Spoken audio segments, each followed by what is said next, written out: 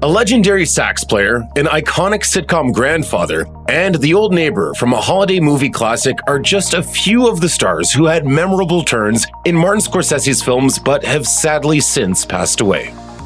Martin Scorsese's first film, Who's That Knocking at My Door, began as a 1965 student project with Harvey Keitel called Bring On the Dancing Girls. Subplot involving a young woman with whom Keitel's character becomes involved with was added in 1967. Actress and dancer Zeena Bethune played Keitel's love interest, whose complicated past proves too difficult for his Catholic-influenced upbringing. Bethune began performing at an early age despite suffering from scoliosis, a condition that causes curvature of the spine. She danced with the New York City Ballet when she was a teenager and began acting on Broadway and TV in the late 1950s, including series regular work on the daytime soap The Nurses. After Who's That Knocking at My Door, Bethune returned to TV and later formed her own nonprofit dance company called Theatre Bethune, which enrolled children with disabilities in dance-related projects. 5 days before her 67th birthday on February 12, 2012, she was driving in Los Angeles and exited her car to assist an injured animal by the side of the road. She was struck by oncoming traffic and died at the age of 66.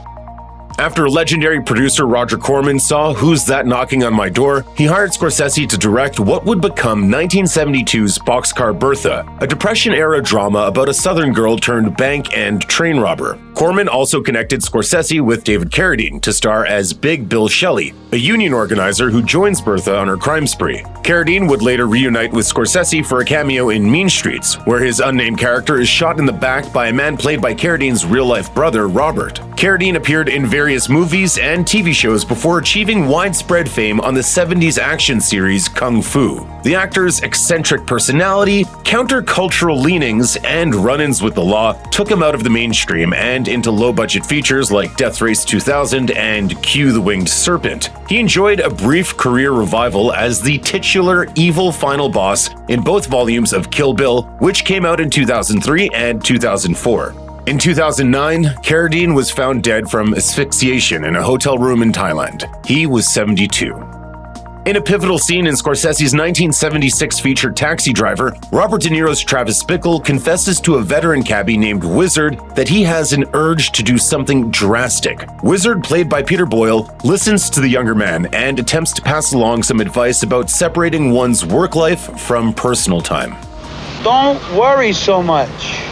But as viewers soon discover, those worries quickly turn Travis from a recluse into a violent, dangerous individual with delusions of heroism. As for Peter Boyle, he was a popular character actor and occasional leading man in the 70s in the likes of such films as 1970's Joe. He also memorably showed off his comedy chops as the monster in 1974's Young Frankenstein. Boyle transitioned to TV in the 80s and the 90s, including his Emmy-nominated turn as the gleefully cranky Frank Barone on the long-running sitcom Everybody Loves Raymond. That led to a turn in the Oscar-nominated drama Monsters Ball in 2001, before his death from multiple myeloma in 2006. He was 71. Clarence Clemons was best known as the saxophone player in Bruce Springsteen's E Street Band, but he also recorded several solo albums and collaborated with dozens of other performers, including Lady Gaga, Aretha Franklin, and Jackson Browne. He also enjoyed a second career as an actor, including a brief appearance in Scorsese's 1977 film New York, New York as trumpet player Cecil Powell. New York, New York was Clemons' first turn as an actor, and it led to guest star appearances on shows like Different Strokes. In 2004, he showed off his dramatic skills on 2 episodes of The Wire as a Baltimore youth program coordinator. He also memorably played one of the 3 most important people in the world in Bill and Ted's Excellent Adventure. Clemons died of complications from a stroke on June 18, 2011, at the age of 69. Teresa Saldana enjoyed a long career in movies and television, including playing Joe Pesci's wife in 1980's Raging Bull. But that was all overshadowed by an incident of real-life violence that nearly left her dead. Saldana rose to fame as a Beatles fan in 1978's I Wanna Hold Your Hand a couple of years before Raging Bull. 2 years after the latter film, she was assaulted by a deranged admirer in front of her home in West Hollywood, California. The attacker had obtained her personal information through a private investigator and even spoke to Saldana's mother in order to locate her address. After 4 months of recovery, Saldana returned to acting, playing herself in the 1984 TV movie Victims for Victims, the Teresa Saldana story, and earning a Golden Globe nomination as the wife of Michael Chiklis on The Commish. She also became a dedicated activist, founding the Victims for Victims support organization and lobbying for anti-stalking legislation. She continued to act on TV until 2004 and then died in 2016 at the age of 61 following a hospitalization for pneumonia.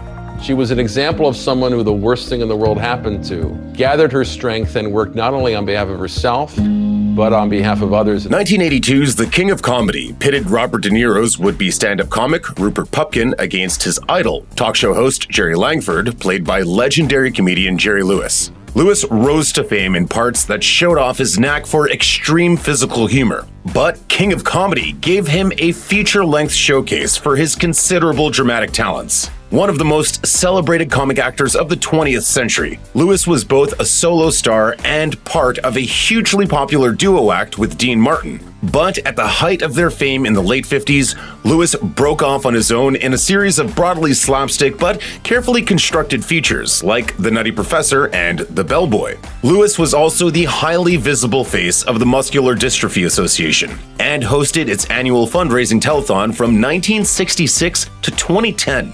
Alas, he was also a controversial figure who spoke disparagingly about female comics and after his death was accused of sexual misconduct by several co-stars. He died at his home in Las Vegas on August 20th, 2017 at the age of 91. The eclectic cast of 1988's The Last Temptation of Christ included Harry Dean Stanton, David Bowie, and Willem Dafoe as the titular Messiah. A familiar face also popped up briefly as an elderly man at a monastery visited by Jesus, where a funeral for an equally venerable master took place. The master foreshadows the vision Jesus has of his life if he hadn't been named the Messiah. That part was played by character actor Robert Blossom, who's perhaps best known as the lonely old man Marley in 1990's Home Alone. But he also enjoyed a long career on stage and screen. We'll see what happens. Merry Christmas.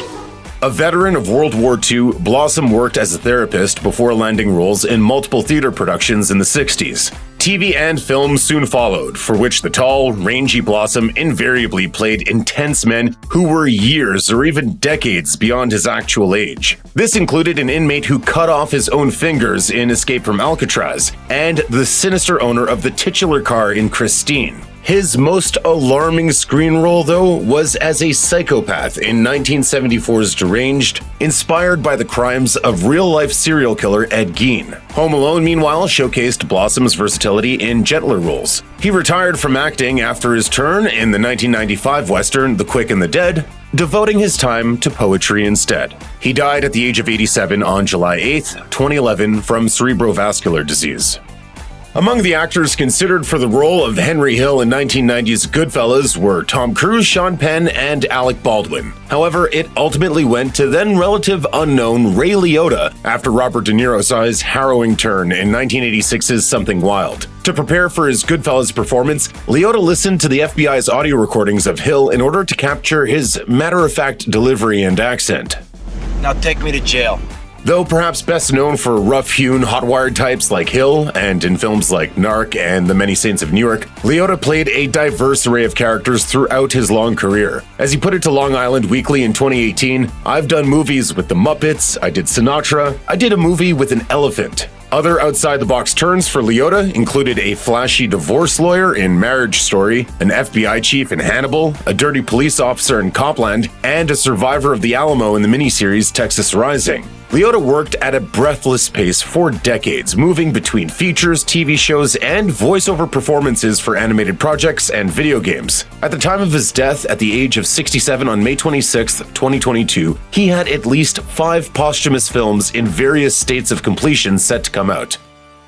When Scorsese decided to remake the 1962 thriller Cape Fear in 1991, he paid homage to the original film in a number of ways. Chief among these was his use of composer Bernard Herrmann's chilling score, while he also tapped 3 of the original film's stars to play minor roles in his version. Gregory Peck, who played lawyer Sam Bowden in the original, this time played the jailhouse lawyer who helps to free Robert De Niro's Max Cady. And presiding over the trial was Martin Balsam, who played Police Lieutenant Mark Dutton in the original. And then there was Robert Mitchum, whose performance as Max Cady in the original was selected as the 28th greatest cinematic villain of all time by the American Film Institute. For Scorsese's version, he played the sympathetic but cagey Lieutenant Elgert, who realized that attempts to scare off Cady with legal threats were useless. A memorable presence in films from the 40s through the 90s, Mitchum radiated effortless cool in a wide variety of projects, from classic noir like Out of the Past to epic miniseries like The Winds of War. No matter what the role required, Mitchum always delivered, while also managing to seem as if the task was no big deal. Mitchum was also a roguish presence off-screen. He famously recorded an album of calypso music in 1957 and essentially laughed off 43 days in prison for possession of marijuana in 1948. A heavy smoker throughout his life, he died of emphysema and lung cancer about a month before his 80th birthday on July 1st, 1997. At the heart of Scorsese's 1993 adaptation of Edith Wharton's novel, The Age of Innocence, was the stifling atmosphere of 19th century New York, where the rules of etiquette prevent its characters from expressing their true feelings. Wharton used a love triangle to illustrate the situation, with lawyer Newland Archer falling hopelessly in love with a divorced American countess, yet unable to act on his feelings due to his engagement to her cousin. In the film, Archer is thrust into the situation against his will by his employer, Mr. Letterblair, who was played by veteran actor Norman Lloyd. Have you considered the consequences if the Countess decides for divorce? Lloyd was perhaps best known to modern audiences for his long run as a doctor on St. Elsewhere, but his career reaches back to the 1930s when he was a member of multiple esteemed stage companies. Appearances in the Alfred Hitchcock films Saboteur and Spellbound led to a stint as director and associate producer of the anthology series Alfred Hitchcock Presents. Lloyd continued to act, produce, and direct into his 9th decade, amassing credits that ranged from Dead Poets Society to the Amy Schumer comedy Trainwreck. In 2007, his long and storied career was even the subject of a documentary called Who is Norman Lloyd? On May 11th, 2021, he died at the age of 106. The Aviator, Scorsese's 2004 biopic of Howard Hughes, was filled with major talent in virtually every role. Leonardo DiCaprio took the lead, Cate Blanchett played Katharine Hepburn in an Oscar-winning turn, and the likes of Alan Alda, Alec Baldwin, and Gwen Stefani also appeared. Also showing up briefly was Edward Herrmann as Joseph Breen, the head of the Production Code Administration, which censored content from movies, including Hughes' notorious western The Outlaw. Herrmann later reunited with Scorsese for 2013's The Wolf of Wall Street, lending his measured tones to a commercial for the fictitious brokerage firm Stratton Oakmont. Stratton Oakmont. Stability. Integrity. Pride. Herrmann is probably best remembered as Lorelai Gilmore's patrician father, Richard, on Gilmore Girls. But he has a long list of on-screen credits reaching back to the early 70s. He began his career on stage before his big break in the miniseries Eleanor and Franklin, for which he earned an Emmy nomination as President Franklin D. Roosevelt. That turn largely cemented his reputation for playing well-to-do authority figures. He played FDR again in the 1982 movie version of Annie, and he also played well-heeled, slightly stuffy figures in films like Overboard and Richie Rich. Herrmann also lent his voice to numerous commercials and documentaries, including Ken Burns' The Roosevelts, an intimate series, and Cancer, the Emperor of All Maladies. The latter project was his final credit. He was suffering from the disease himself, as he died from brain cancer at the age of 71 on December 31st, 2014. Christopher Lee didn't have a whole lot of screen time in 2011's Hugo, but his character of Monsieur Labisse was a crucial component of the film's central mystery. A bookseller by trade, Labisse is kind to the film's female protagonist, Isabel, lending her books that help her understand the world around her. He later directs Isabel and her orphan friend Hugo to the Film Academy library when they suspect that Isabel's godfather is really the silent film pioneer Georges Méliès.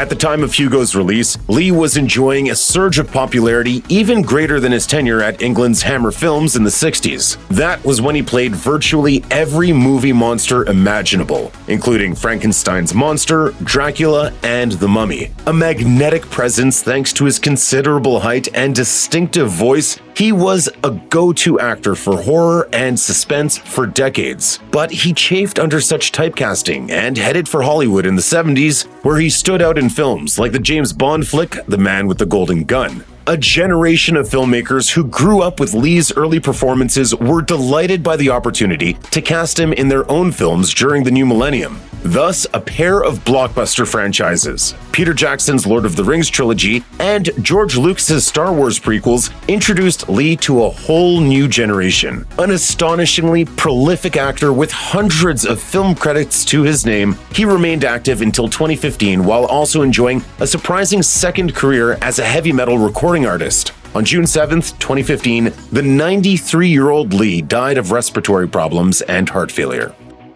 In Hugo, Mama Jeanne, played by Helen McCrory, is the kindly spouse of Ben Kingsley's toy store owner Georges. And like her husband, she has a remarkable secret. She's actually Jeanne Dalcy, a real-life French actress and wife of director Georges Méliès. She also appeared in many of Méliès's most influential films, including A Trip to the Moon. There are things you're too young to understand.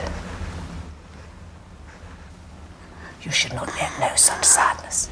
McCrory began her career on the London stage before progressing into films and TV. She made her screen debut with a minor role in 1994's Interview with the Vampire and soon moved up to supporting characters in the likes of 2002's The Count of Monte Cristo. A turn as Prime Minister Tony Blair's wife Cherie in 2006's The Queen preceded her debut as Narcissa Malfoy in the Harry Potter series and high-profile projects like Peaky Blinders. McCrory also turned up in the 2012 James Bond flick Skyfall and lent her voice to 2009's Fantastic Mr. Fox. On April 16, 2021, her husband, actor Damian Lewis, announced via social media that she died of breast cancer at the age of 52.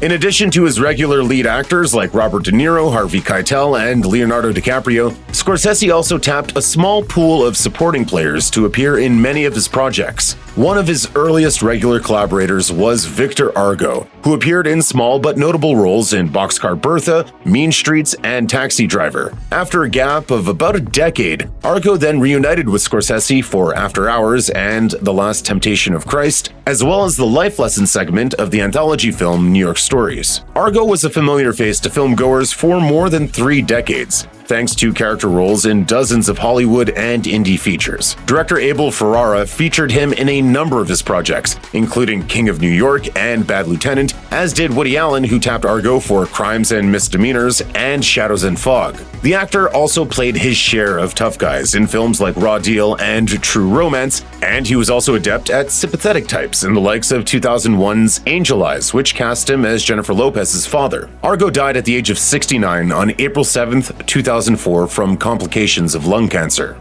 Scorsese filmed a short tribute that aired at a memorial for the actor. His description of Argo as a wise and dependable soul was echoed by many of his fans and by admirers like author and film historian Richard Harlan Smith, who told Looper, "Vic rarely did better than 7th or 8th billing in the movies, but off-screen, he was a star. He had a huge following in the New York theater world. He was absolutely adored. He was generous with his company and his time. He loved to workshop new stuff, even if he wouldn't get paid for it, and he loved to encourage underrepresented talent.